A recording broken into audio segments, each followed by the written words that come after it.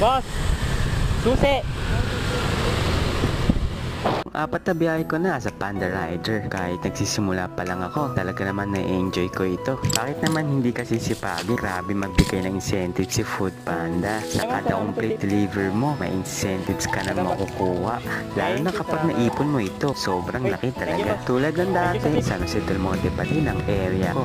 Ayoko na kasing lumayo pa dahil pa iba-ibang panahon. Minsan, maaraw, tapos biglang uulan. Pero sinusubukan talaga tayo ni Food Panda. Kasi naman may natatangkap akong order tapos i-deliver sa Caloocan. Nung na-deliver ko na, makaka-receive agad tayo ng panibagong order. Pero dun din sa Caloocan yung pickup. Hanggang paikot-ikot na lang ako dun. Hanggang sa makarating na ako ng Fairview. Ang layo ko na sa San Jose del Monte. Ayoko naman kasi i-decline ang mga nare-receive kong order. Kasi nga bago pa lang tayo at natatakot ako baka maka-apekto ito at masira ang rating natin kay Food Panda. Kaya kahit nasa ibang baluarte na tayo, tuloy-tuloy lang ang trabaho. Deliver lang ng deliver. Kahit saan tayo makarating, palag-palag yan. Kampante kasi ako na hindi tayo ipapahiya ni Sonic. Updated kasi siya sa maintenance. Kaya kahit saan tayo dalhin ni Food Panda, nakakasiguro ako na hindi tayo magkakaaberya. Habang nagmamaneho ako sa kahabaan ng Camarin Road, napansin kong may susi na naiwan sa top box. Kaya hinabol ko sila sir para sabihan na may susi nga sa top box nila. Delikado kasi ito. Maaaring mahulog ang susi at magdulot ng aksidente sa kalsada. Lagpas alas 12 na, nakaramdam na ako ng gutom.